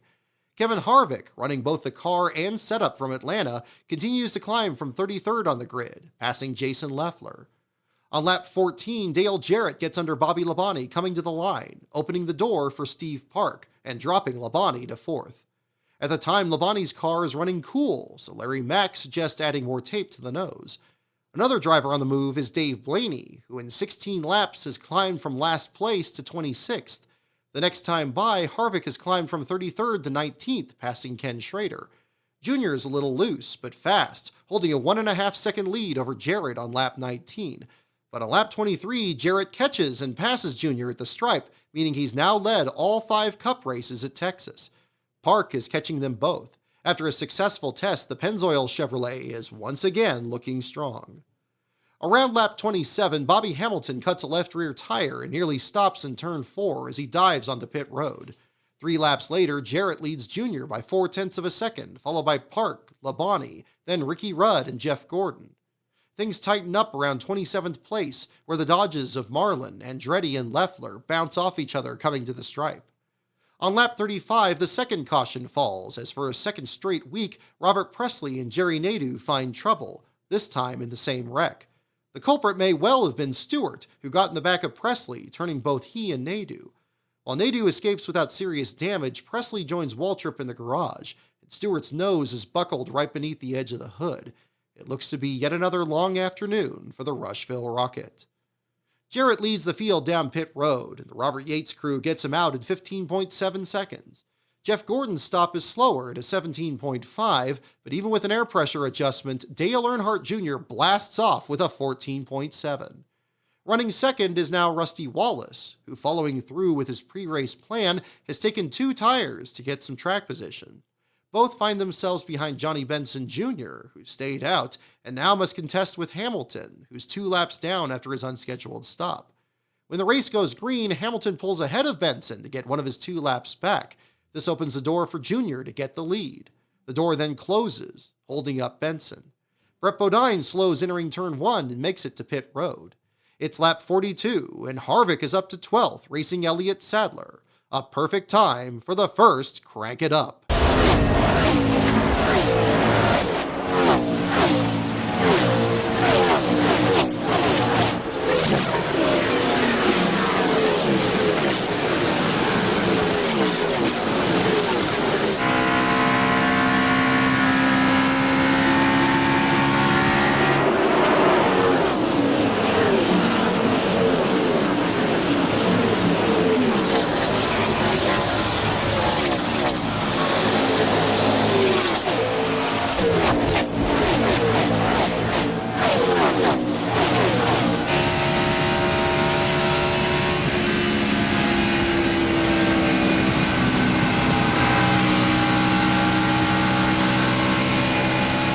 Rudd is on the march, having passed Park and now setting after Rusty, whose old tires have caused his car to push.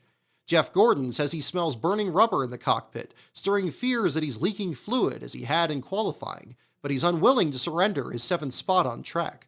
Behind him, Todd Bodine has climbed to 8th, and check out Andy Houston up to 9th. Just like Jay Sauter in Saturday's Xfinity race, Houston has excelled on the Texas track in the Truck Series. In that series, he's finished no worse than 8th in his 5 starts, led 64 laps, and finished runner-up twice. After missing 3 of the first 7 races, this is the best Houston and the McDonald's team have looked since the early laps of the Daytona 500. Further back, Tony Stewart is still mired in 26th after the damage to his nose in the Presley wreck. On lap 65, Jarrett once again tracks down and passes Junior for the lead, showing his car's long-run speed. 6 laps later, he's already built a 1-second lead over the Budweiser car. On lap 76, Houston is up to 8th, passing defending champion Bobby Labonte, who's still struggling despite a wedge adjustment. 4 laps later, when Rudd tells Todd to move past him into 6th, Houston and Labonte are both catching him. Gordon says nothing more about the smoke in the cockpit as he takes 4th on lap 82 and continues to cut into Jarrett's lead. Up front, Jarrett continues to lap the back markers, including Jimmy Spencer, who lost the rear bumper cover after his incident on lap 5. John Andretti loses a lap by the 84th circuit and seems to be down on power. Casey Atwood qualified 10th but is lapped the next time by. But on the comeback trail is Kurt Busch, who received repairs to his front valence after he spun during the first caution. He now passes Kevin LePage heading into turn 3. The next round of stops comes under green on lap 92, starting with Houston and LePage. When Gordon comes in the next time by, the crew is slow with the left rear for a 16.7. Park gets a 16.1 with Benson just behind him. Rusty had fallen out of the top 10 and finally gets 4 tires, along with a bunch of other drivers. Jarrett pits from the lead on lap 97, a 16.4, and is followed by Harvick, Mark Martin, and Sadler.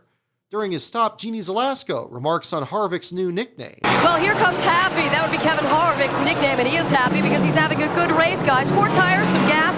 His real problem out here is he's trying to get Rusty Wallace out of his way.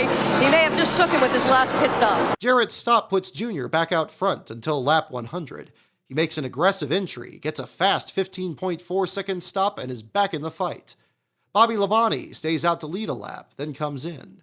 The wedge adjustment on his first stop hasn't fixed a tight condition, so the crew takes a half-pound out of the left rear tire. It's still a fast stop at a 15.1. Jarrett leads again, and Michael Waltrip returns to the race with a new radiator, suspension arms, and a brake rotor.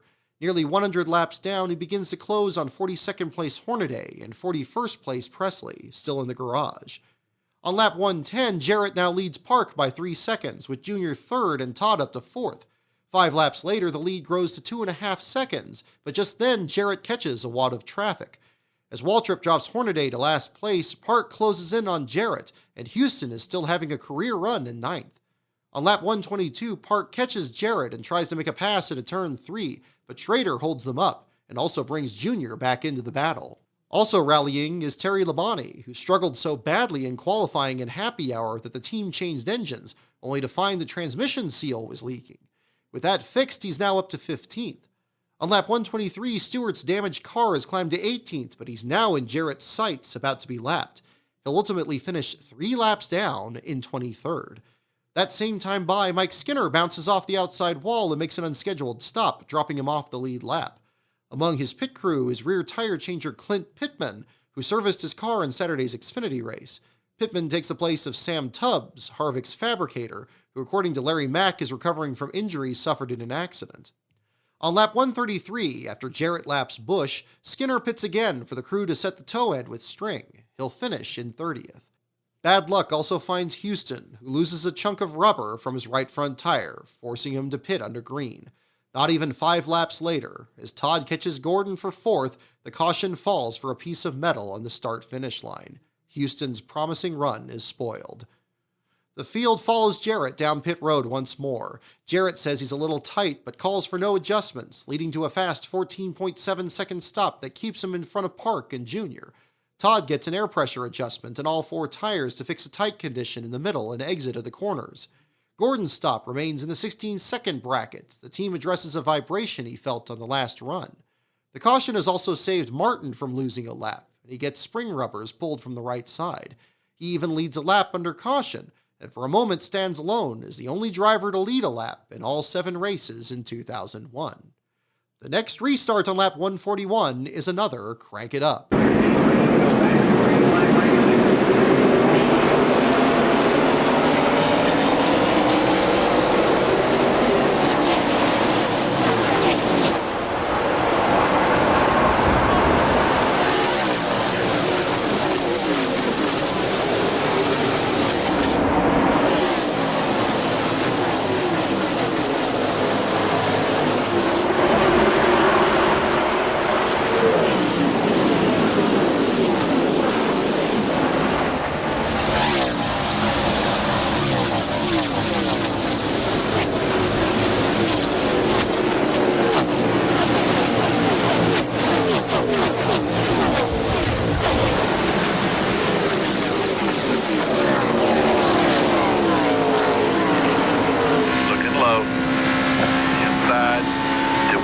Park dives under Jarrett in turn 3 and this time makes it stick, taking the lead for the first time. Junior follows through to second, with Houston's lapped car still fast enough to make it by. Behind them, Matt Kenseth gets into Sterling Marlin in turn 1, dropping the silver bullet to 16th. Nadeau is also in trouble, dropping off the pace in 36th. He'll finish 29th. Moments later, Bobby Labonte also slows from the 7th spot, then pulls to the apron in turn 1. He's broken a rod, and with word of this, the crew is already packing up their pit equipment. By this point, Hornaday has returned to the track many laps down, dropping Presley to last place. Like Labonte, Presley's day is done. They'll finish 43rd and 42nd. For Presley, it's his 7th last place finish, and first since the previous year's spring race at Rockingham. Back up front, Junior reels in Park for the lead, while Todd takes 4th from Gordon, who's now in the crosshairs of the Yates duo of Rudd and Jarrett. Jarrett's car has picked up a tight condition, and Rudd, driving the best car he's had all year, feels confident for the first time since the previous summer at Michigan. Busch remains on the lead lap in 15th, his crew chief Ben Leslie determined to see his driver complete all the laps and gain experience. Still in second, Junior is starting to push. Up to this point, both his crew chief Tony Eury Jr. and Park's crew chief Paul Andrews have been conservative with their adjustments. They each predict the track will change with the weather. Park is told to change his line to try and help Junior, but it makes no difference. The 2 cars are running different suspensions. Park is running on bump stops, while Junior is not. Nevertheless, Junior starts outpacing Park the longer the run goes. Busch battles Terry Labonte for 13th. Harvick takes 9th from Sadler, and the 35th place Andretti continues to lose pace with the dropped cylinder. A few cars pit, including the lapped Houston, whose catch can man fails to pull it free in time. The can falls on the apron of turn 1, drawing the caution on lap 188 and incurring him another costly penalty. He's held at pit exit, but only for a moment, as Steve Park leads the frontrunners to their stalls. Houston falls to 34th, 4 laps down. Park comes in, but it's a slow stop this time with a 19.2. Junior gets by him with a 15.2, outpacing Gordon's 16.2. Houston's misfortunes have given Gordon a clear exit from his stalls, and number 96 was pitted in front of him. Rusty gets a good stop as the cars on either side of his stall, Bill Elliott and Joe Nemechek, are each a lap down, and thus must pit on a different lap. Rusty has gained spots on all 3 of his pit stops, even this one, where he gets a track bar adjustment. But this stop's still not as good as Jarrett's, as the UPS Ford slots in second between himself and Junior. Back under green on lap 193, Junior leads Jarrett and Park takes 3rd after Rudd crosses his nose into turn 1, sending the Haviland Ford sliding up the track and back to 7th. Behind him in 8th comes a battle between Benson and Todd, but both must now contend with a rallying Kurt, who had to cut to the high side when the field accordioned on the restart. It's a short run, as on lap 206, Atwood breaks loose off turn 2, and Nemechek gets in the back of him, sending both cars spinning down the backstretch. As Atwood noses into the inside wall, Mayfield gets into the back of Ward Burton, damaging the rear of the Caterpillar Dodge. Despite the short run, both Rusty and Junior take 4 tires, but Sterling Marlin takes 2, putting him in the lead for the first time and matching Mark Martin's accomplishment of leading in every race in 2001. But Marlin must now contest with both Jarrett and Gordon, who have also taken 2. The race restarts on lap 213, and Jarrett has just enough time to take the lead from Marlin before Houston spins off turn 2 and crushes the left rear of his Ford. For For the next several laps, the McDonald's crew will struggle to clear the fuel inlet on Houston's car, dropping him further back to 36th. Houston will gain a couple spots in the final laps to finish 32nd, 17 laps down. But oh, what could have been. Meanwhile, the mood stays light in the Hollywood Hotel. You know, I work next to Jeff Hammond here in the Hollywood Hotel. He hangs out in the garage all the time. Jeff, you are starting to look like a piece of equipment, and you take off your cowboy hat, and you really are a gearhead. Well, Chris, I told you I really kind of put myself into my work, and somebody's got to be the spark plug around this place. Jarrett leads Gordon, Marlin, and Park as we're back underway with 117 laps to go. Jeff Burton tries to get a lap back, but can't keep up. Park is setting after Jarrett for the lead, while Junior and his 4 tires work on Gordon for third. Meanwhile, on pit road, Ricky Rudd's crew is fashioning a metal nose piece to repair some damage on the right front corner. It's a scene reminiscent to the team's effort in 1992, when Davey Allison suffered damage on lap 2 of the Hooters 500. With 103 to go, there are at least 18 cars on the lead lap. Running 15th is Kevin LePage, who's making a case to stay with Morgan McClure beyond his last scheduled event in Martinsville. Also back on the lead lap is Dave Blaney, who has resumed his advance from earlier. With 101 to go, Blaney passes Kenseth for 9th.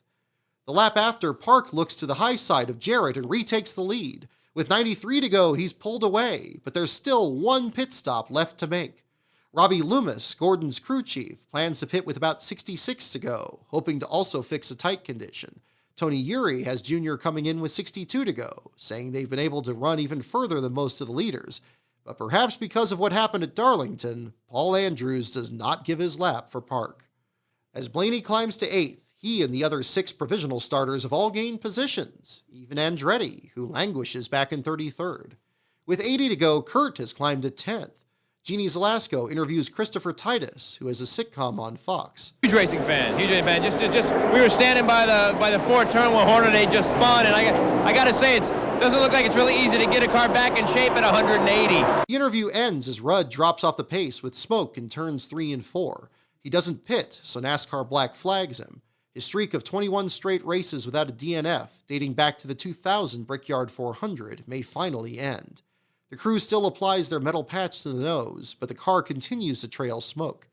After a look under the hood, they send him back out. Park leads Jarrett by 1.2 seconds. There are 71 laps to go, and green flag pit stops are about to begin. Oh, trouble down here, turn. One car hard in the wall. Big wreck. Jimmy Spencer. Man, he hit that hard. 7th caution of the day at lap 265. Jeremy Mayfield, did not keep from going a lap down.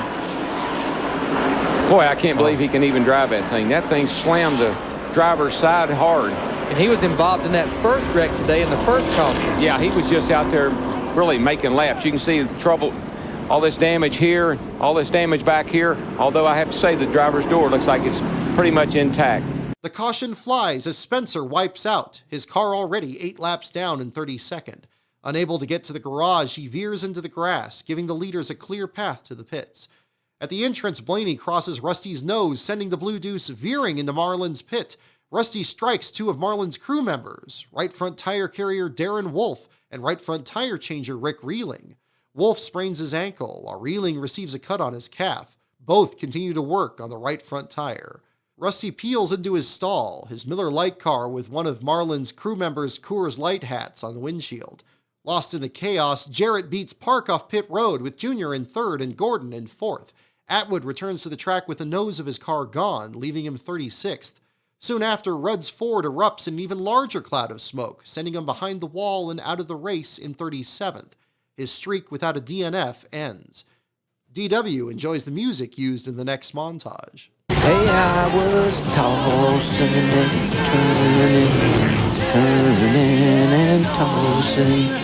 tossing and turning all night. Hey! As the caution continues, Benson tops off on fuel, and at least 12 other cars follow suit, including Marlin. Jarrett's pretty sure he can make it, so he stays out. Junior is told he's 1 lap short, and Gordon and Park are told they're a couple laps short, but all of them stay out behind the number 88. The race restarts with 62 to go and 17 cars on the lead lap. In 18th is Ward Burton, who gives Jarrett trouble into turn 1. This opens the door for Junior to get by, but Gordon doesn't clear him for 2nd. Behind them, Park is caught by Harvick and now Sadler, who's fighting for another strong finish in Texas. But with 59 to go, Kenseth breaks loose running too high in turns 1 and 2, drawing the yellow flag. He'll finish 20th, 2 laps down. Kenseth's caution lets Ward get one of his laps back. Ward will finish 21st, 3 laps down. Junior fakes coming down pit road. There are no out of bounds in this sport. We are contained by big old concrete barriers. Everything inside of that is all fair play. But Park does pit, as his car wasn't as fast on that run, joined by Blaney and Schrader. Junior and Gordon stay out, now more confident that they can make it to the finish. This drops Park to 15th place for the next restart with 55 to go. Park's task grows more daunting when on that same lap, Marlin backs into the wall after contact from Todd. It's the 9th caution of the day. Marlin rolls through pit road, trying to stay on the lead lap, but when he pits for repairs, he still falls from contention, finishing 34th. LePage has climbed to 7th, far and away the best the Morgan McClure car has looked since opening practice at Daytona. There are now just 50 laps to go. Earnhardt Jr. brings them down. That's Jason Leffler trying to get a lap back on the inside. Here we go. Boy, the last thing you want as the leader of the race is to have to race somebody off in that first turn, but Leffler's right there beside Junior. Clears him okay. Now Jarrett's got to deal with him. As Junior stays ahead of Jarrett, Park begins to climb, taking 13th with 48 to go. 2 laps later, Gordon is all over Jarrett for second. With 44 to go, Junior is 1.3 seconds ahead of Jarrett. The next time by, Park is up to 11th, but still 6.6 seconds back of the lead. With 41 to go, Martin is hanging on to 8th, but Benson, Park, and Todd are right behind him. Martin slips up the track, and the floodgates open. Behind Todd, here comes Blaney, who's making his way under Rusty. With 36 to go, Park gets under Benson to take 6th, but his deficit to the leader has grown to nearly 10 seconds.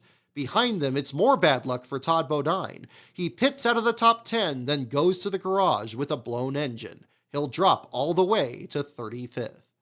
24 to go. Junior leads Jarrett by 2 seconds, with Gordon some distance behind in 3rd.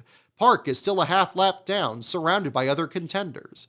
Kurt has climbed to 6th, Harvick to 5th, and Sadler now to 4th. But with 23 to go, Sadler's steering fails, and the Motorcraft Ford bounces off the outside wall. It's the caution Junior didn't want to see. His lead is gone, and the team must choose whether or not to pit.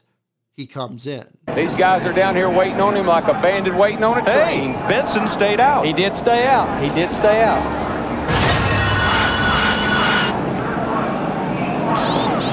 Johnny Benson, the one lead lap car that stayed on the racetrack. I mean, that's a great strat. You can't win. No. Steve? Dale Jarrett said the right side tires are on. He was complaining that the car was a little bit loose going into the turn and having a little bit of trouble getting off. Let's get to Matt Yoakum. Gordon is out. The 8-car 4-tire stop, their worst stop all day. 15.8. Park goes by as they drop the jack.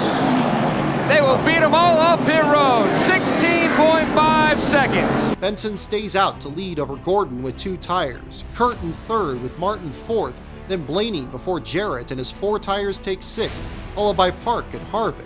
But the slow stop is a disaster for Junior, who falls all the way back to 9th. The green comes back out with just 18 laps to go. Benson stays in front of Gordon and the lapped car of Elliott, while behind them Junior in 8th gets held up behind Harvick in turns 1 and 2.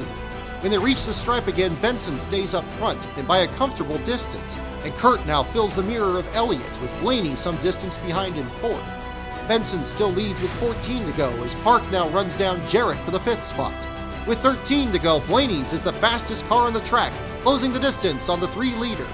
With 12 to go, Gordon puts the pressure on Benson for the lead, but Harvick back in 7th is now the fastest, with Blaney all but caught up to Kurt in a race for 3rd. Down the backstretch, first Kurt, then Blaney shake out Elliott's lapped car as Jarrett, Park, and a distant Harvick enter the picture. It's 11 to go, and Gordon gets Benson loose in turn 4 as Kurt and Blaney are right there behind him. Benson hangs on at the stripe, but it's now a 4-car race for the lead. 10 to go. Blaney tries Kurt on the high side off turn 2, but it doesn't work. Gordon tries the same on Benson into turn 4, but Kurt doesn't take the bait. He dives under him in a bid for 2nd. It's a dead heat at the line. Benson pulls away, and now Jarrett and Park are applying the heat to Kurt and Blaney. A 4-car battle is now among 6. Gordon gets a drive off turn 2 to keep the second spot. The high lane sending Kurt down the order as Blaney and Jarrett link up. With 8 to go, it's Benson, Gordon, Blaney, Jarrett, then Kurt and Park side by side for 5th. Harvick and Jr. trying to catch up. Jarrett gets 3rd from Blaney into turn 3, then looks high on Gordon. Dale Jarrett looks to the high side, realizes it didn't work. Whoa, man, what a run he got off it. Gordon pushed, And he takes the second position. Gordon pushed off it too, and he had to lift. And here comes the one car with him. Gordon's slip-up moves Jarrett to 2nd as Park takes 4th from Blaney.